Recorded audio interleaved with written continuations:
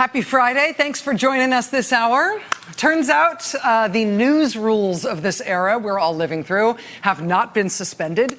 It is Friday night, and therefore, per unshakable decree from our generation's news gods, things are, of course, a little bit nuts in tonight's news, and we've had a whole bunch of breaking and developing stories over the course of this evening. Tonight, for example, we have new word that the Oversight Committee in Congress is preparing to subpoena the White House Personnel Security Director, specifically to respond to ongoing questions about how this administration has handled or mishandled security clearances. That is a question that started off as an acute one very early on in the Trump administration, given the criminal charges that were brought against Trump National Security Advisor Mike Flynn.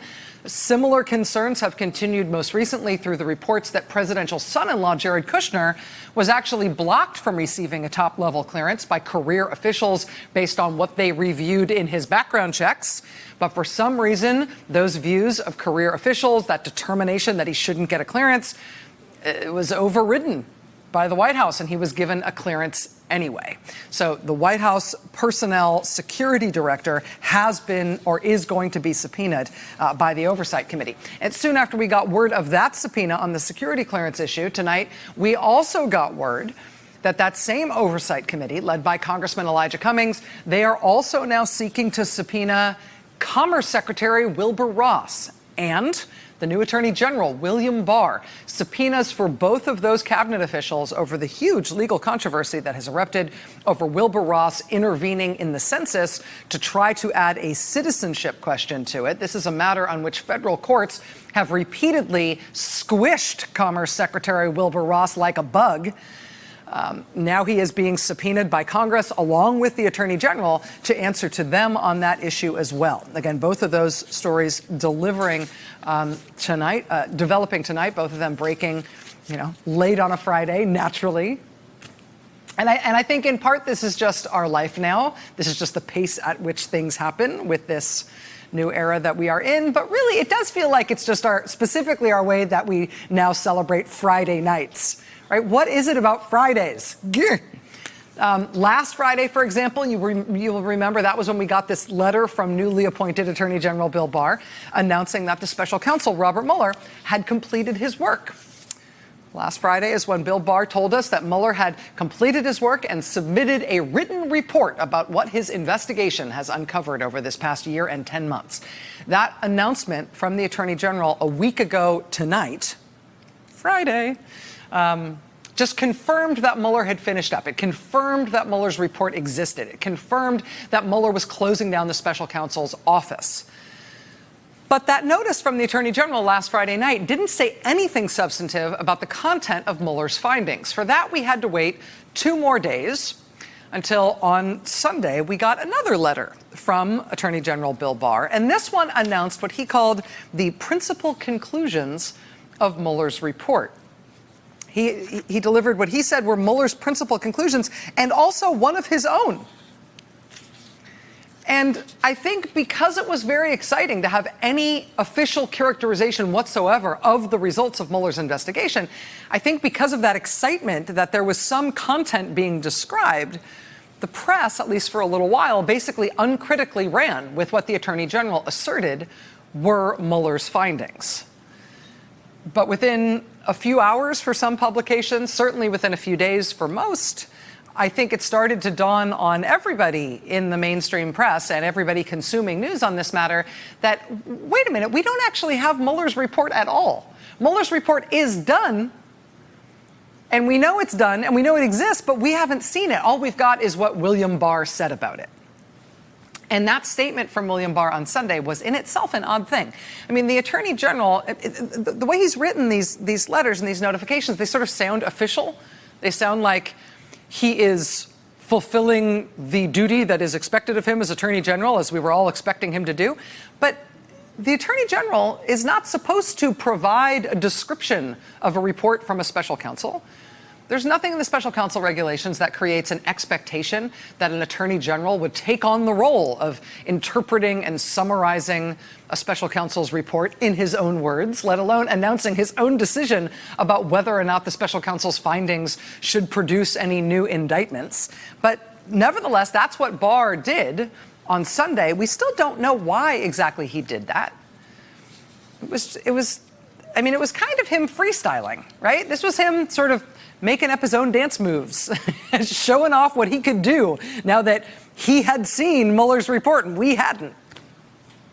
That unexpected performance from Bill Barr last weekend, that sort of ad lib riff from the Attorney General as to how he thinks he's supposed to respond to Mueller's report, that has given us this whole weird week that we have just lived through, in which the Mueller report is in fact finished. It's being kept under wraps at the Department of Justice. It hasn't been given to Congress. None of it hasn't been shown to the public. None of it. But the Attorney General, for reasons unknown, took it upon himself to describe what he said was in it and what he thinks the president should not be charged about based on something that Mueller found that we're not allowed to know, that he's not even describing in detail. I mean, it's been a weird week. I mean, that's the assertion that we got from Attorney General William Barr. And based on that, the White House and the conservative media, and a good chunk of the mainstream media, too, they've been celebrating all week long that everything's done now. And it sure is a relief after that long investigation to know what Robert Mueller found.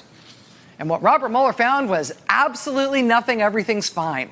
And the reason we know that Mueller found that is because that's what William Barr told us. He summarized Mueller's report, right? So that must be the end. Well, now, tonight, again, happy Friday. Now, tonight, it appears that there's a little bit of a panic in the disco because now William Barr has released yet another unexpected, taking it upon himself, ad lib, figuring it out as he goes along letter, which appears tonight to be an effort by the Attorney General to try to take back some of what he said last week, which started this whole week of, Trump is exonerated, it's all over news coverage. The Attorney General tonight sent this letter announcing that everybody misinterpreted what he said last weekend in that letter. What he did last week is being talked about in a way that he didn't expect. That's not at all what he meant, and we should all know better. Quote, I am aware of some media reports and other public statements mischaracterizing my March 24th supplemental notification as a summary of the special counsel's investigation and report. For example, Chairman Jerry Nadler's March 25 letter refers to my supplemental notification as a, quote, 4-page summary of the special counsel's review. My March 24th letter was not and did not purport to be an exhaustive recounting of the special counsel's investigation or report. As my letter made clear, my notification to Congress and the public provided, pending release of the report, a summary of its principal conclusions. That is, its bottom line. I do not believe it would be in the public's interest for me to attempt to summarize the full report or to release it in serial or piecemeal fashion. And therefore, yes, every few days, I'm just going to keep sending you another letter that says something about Robert Mueller and what he found without actually giving you anything from Robert Mueller. But don't say I'm summarizing it, because I'm definitely just describing it, and only the parts I want to describe, not actually giving you a summary. It's just bits of it that I think that some people might want to hear that I'm going to call the bottom line, but it's not a summary. It's another thing that nobody ever asked me for, but that's what I gave you, and you should know that's what it is. I mean, what? How did we get to this point? For all of the ink and breath that has been exhausted on the Russia investigation, including my own, right?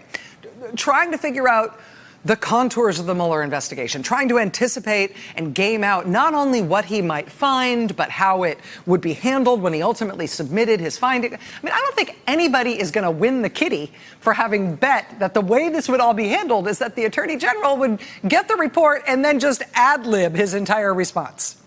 That the Attorney General would just start randomly releasing his own assertions about the report and little half-sentence quotes from it, and he would invent an evolving series of rules and categories for choosing which pieces of the report he might want to keep to himself and not show anybody else. But he does appear to just be dancing here. He's just been, making it up as he goes along, which is odd in particular because the regulations that the Attorney General is operating under here are clear and short and easy to read. I mean, there are regulations that spell out what he is supposed to be doing here. He is supposed to notify Congress upon the appointment of a special counsel. Well, he wasn't there when Mueller was appointed, Secondly, he's supposed to notify Congress upon removing any special counsel. Well, Robert Mueller was not removed, so we didn't need to tell them anything about that. Thirdly, and lastly, he is supposed to notify Congress upon conclusion of the special counsel's investigation. He's supposed to tell Congress that the special counsel's investigation has concluded, and consistent with applicable law, there is one other thing he's supposed to tell them. He's supposed to tell them, quote, he's supposed to give them, quote, a description and explanation of instances, if any, in which the Attorney General concluded that a proposed action by a special counsel was so inappropriate or unwarranted under established departmental practices that it should not be pursued. So that's the only other thing he's supposed to formally notify Congress of. He's supposed to tell them, A, Mueller's done, and B, did Mueller want to do anything that you blocked him from doing? If so, you have to tell Congress. That's what the regulations spell out. There's no provision here that William Barr is supposed to provide his own 4-page summary. Don't call it a summary of what he thinks is important to say about Mueller's findings. But nevertheless, that is what he did last week. Now, he says you shouldn't call it a summary. He didn't mean for it to be called a summary. It was meant to be instead a summary of the report's principal conclusions. That is its bottom line. I mean, he's freelancing that too. Nowhere in his remit is he assigned to pick out the bottom line. Nowhere is he assigned to describe the principal conclusions of anything to anyone. There's nothing that the Attorney General is supposed to give us about the report in his own words because we somehow are not able to discern the meaning of the report itself. We, the public, or the Congress. So how and why did the Attorney General decide to do what he's been doing now for a week with the Mueller report? And he's written up these multiple documents about it now, including what appears to be half of a sentence about the president not being prosecuted for conspiring with Russia. The Attorney General has decided we're not allowed to see the other half of that sentence. We've also got the Attorney General's own declaration that he thinks there shouldn't be any prosecutions here on obstruction of justice. That's nothing he was asked for, nothing he is expected to provide, certainly nothing he is required to provide. But this is what he's doing. He's keeping the Mueller report to himself and making these sequential announcements about it. And after he went out on that limb a week ago tonight, saying that there shouldn't be obstruction prosecutions, and here's what you get to know about the president and Russia, and it's half a sentence and it says everything's fine. After going out on that limb last Sunday, now, tonight, we've got this letter where he basically tries to crawl back up the limb and hug the trunk. Tonight, quote, I in no way intended to summarize what Mueller has reported. Quote, my March letter was not and did not purport to be an exhaustive recounting of the special counsel's investigation or report. You know, when I told you I was going to convey his principal conclusions, how dare you conclude that was me saying, hey, here's what Mueller said. I mean, it's just weird stuff from the Attorney General. This feels like a panicky communication from the Attorney General tonight. I mean, all of this could be very easily cleared up if we just did know what Mueller did say, if we could just see what is in his report. After a week of the president declaring that Mueller's report totally exonerates him, I will say my impression of what's going on here inside the Justice Department is that as I read this, I think the Attorney General, William Barr, is trying to change public expectations about what anybody is ultimately going to see from Mueller's findings. I mean, last weekend he announced there would be 2 categories of information that would be cut out of Mueller's report before it would be handed even to Congress, let alone to the public. First type of information he said would be cut out was information obtained by the grand jury. Stick a pin in that. We'll come back to that in a second. The second type of information he said would be cut out was information that related to any ongoing matters, meaning any ongoing investigations or open cases that derived from Mueller's inquiry. Now, why it would take Attorney General William Barr weeks to cut that kind of information out of Mueller's report, that's a strange assertion in its own right? I mean, if we've seen nothing else, we have seen that as a matter of course, in hundreds of court filings over the entire duration of the Mueller investigation, Mueller's team made redactions specifically for that purpose, specifically to not compromise ongoing investigations and ongoing criminal cases all the time. Almost every single document any of us in the public reviewed over the course of this whole gigantic investigation had stuff blacked out or blocked out by Mueller's team, specifically because it related to other open investigations and other open cases. This is a thing that Mueller's team does in its sleep. It is hard to believe that they'd leave the newly appointed 68-year-old Attorney General William Barr to himself personally pick through the report to try to figure out what mentions in this 400-page report might pertain to open cases. They wouldn't leave that to Barr to do that. Mueller would have done that. Mueller's team would have done that as part of producing anything that they handed over outside their own offices. They've done that with every other document they have produced in the course of this investigation. You'd assume they'd be able to do that for this document too. But William Barr says, it's taken him a really long time because he's having to do all that himself.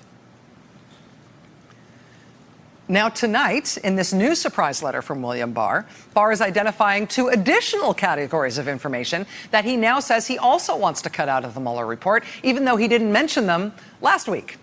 He now says, in addition to what he talked about last week, he now also wants to cut out, quote, material the intelligence community identifies as potentially compromising sensitive sources and methods.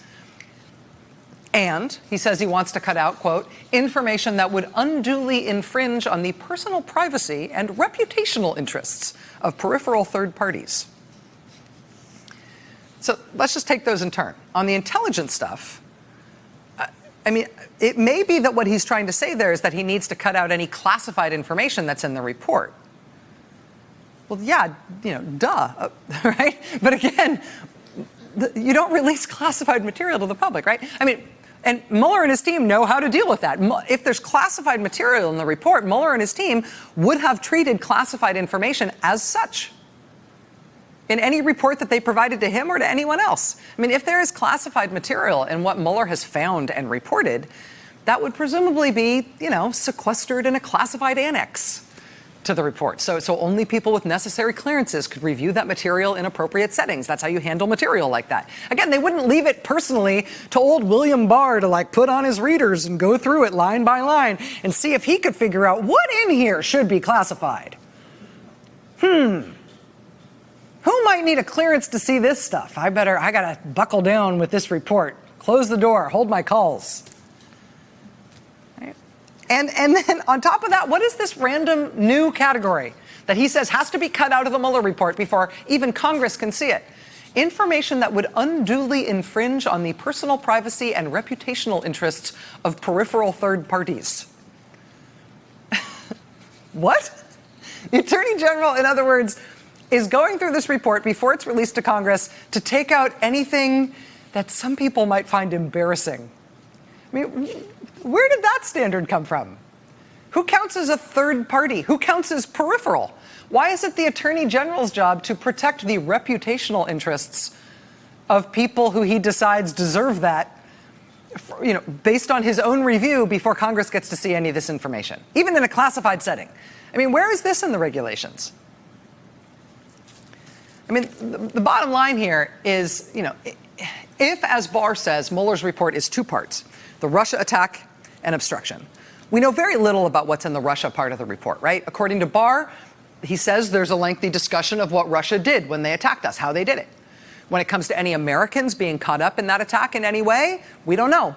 I mean, we have a sentence fragment about not charging Trump or his campaign for participating in the Russian government attack on the election, but that's all we've got. Okay, that's half the report. On obstruction, we also really have no idea as to what is in that part of the report, given that the one sentence Barr quotes from it says that the president is, among other things, not exonerated of crimes related to obstruction of justice. Now, on Mueller's findings in this part of the report on obstruction, I think it's fair to surmise that Mueller probably didn't write a report about all the times the president definitely didn't obstruct justice. Right? I mean, presumably some of what we've got there in the obstruction part of the report is a catalog of problematic and in some cases potentially criminal behavior when it comes to obstruction of justice. So what's going to happen with that information? The president says the report exonerates him totally. And he's been saying that for a week based on what William Barr said publicly last weekend. Now, Barr's been sitting on it for a few more days, realizing this expectation is starting to really take hold. And they're really starting to run with this on the right and in the conservative media and in the White House and in the Republicans in Congress.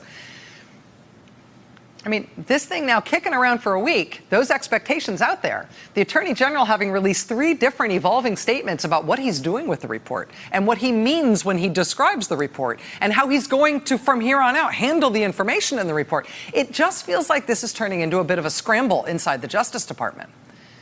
In response to the Attorney General's newest letter tonight, the Judiciary Committee chairman in the House, Jerry Nadler, released this, quote, "As I informed the Attorney General earlier this week, Congress requires the full and complete Mueller report without redactions, as well as access to the underlying evidence by April 2nd, which is Tuesday. That deadline still stands. As I also informed him, rather than expend valuable time and resources trying to keep certain portions of this report from Congress, he should work with us to request a court order to release any and all grand jury information to the House Judiciary Committee, as has occurred in every similar investigation in the past. There is ample precedent for the Department of Justice sharing all of the information that the Attorney General proposes to redact to the appropriate congressional committees. Again, Congress must see the full report." On that issue of grand jury material and the Attorney General announcing that he's going to cut all grand jury material out of Mueller's report, and he's not even going to allow Congress to see that material, Chairman Nadler is right that there is ample precedent for exactly that kind of material, for grand jury material being released to Congress in exactly this kind of investigation. I mean, grand jury information doesn't get released to the public. I mean, if it does get released to the public, it's decades down the line, right? But historically, it frequently does get released to Congress. You require a judge's permission in order to do that. You got to get a court order in order to convey that kind of information to Congress. But that's what happens. In the past, in the Ken Starr investigation into the Whitewater real estate deal and the president's affair with a White House intern, right? In the Leon Jaworski investigation into Watergate, prosecutors made that request to a federal judge. So a judge would issue a court order allowing them to convey grand jury information to Congress. And in those instances, the judge said yes, and the information went to Congress. Here, Jerry Nadler is asking for Attorney General William Barr to work with him to make that request to the judge now. So the grand jury information in this report can also go to Congress, like it has in all previous reports like this. Jerry Nadler is sort of reiterating that point tonight, raising the question of whether or not Attorney General William Barr is refusing to do that, whether he is refusing to ask a court to release grand jury information to Congress in the same way that it's been released in all previous reports like this. If he is refusing to make that request of a court, why is he refusing?